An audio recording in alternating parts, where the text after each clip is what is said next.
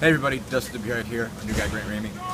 Back at Neyland Stadium, this one went as you would have expected it to go. Tennessee wins 55-10 over Western Carolina, and it could have been a whole lot worse than that if they felt like taking it to them. But obviously this serves as kind of the in-between game between last week's pretty devastating loss to Oklahoma and next week's really, really important game to Florida.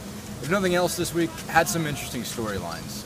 Daryl McNeil being one of them. He came back out today. His first game since his neck injury. Evan Berry is woken in a kickoff return for a touchdown in front of his brother. Made for some interesting stuff, even in an otherwise boring game. Yeah, it pretty much went to the script. It went how Tennessee would have scripted it. You know, if they had that opportunity, it's it's a blowout. You get guys like Dobbs out early. You get your offensive line out early. I mean, it's a glorified bye week. For a glorified, this is basically an orange and white game, an exhibition, a JV game, whatever you want to call it.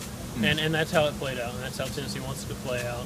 Because it's not just Florida, it's Florida, Arkansas, Georgia, that Alabama, stretch of the SEC schedule that Tennessee's going to have to win some games. After last week, it looked like they obviously wanted to get the passing game going. Dobbs was 13 for 31 last week. It seemed like even though they obviously could have pounded the ball on the ground and just run over Western Carolina completely, they kind of chose to pass just to try to get some rhythm there. Dobbs goes 15 for 21 for 144 yards, 2 touchdowns. Quentin Dormady 6 for 8 for 93 yards and a touchdown. How did you think they looked? How did you think, how much improvement, if any, did you see? I mean, it's hard to gauge. I mean, it's good that you're trying to do that against this opponent when you have that opportunity. I think people are going to get really excited about Quentin when it's really not something to get excited about. I mean, this is a Southern Conference team. It's Western Carolina. It's one of the worst teams Tennessee's played in a really long time. So, as good as Preston Williams looked, as good as Quentin threw it, I mean, even Dobbs had some good moments. It's nothing really to gauge in the long haul about how good this team can be or what they're going to do, in an SEC schedule.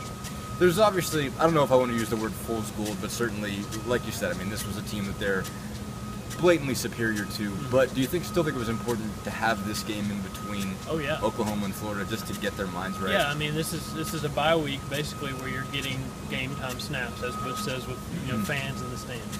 It's 102,000 people here tonight, which was really surprising. Honestly, I was thinking, and that was like legit too. It was a full stadium. So anytime you get those full speed game time reps for all the offensive linemen, for your backup quarterback, for guys like Preston Williams, just to perform, even Darren Kirkland, all them guys in middle linebacker.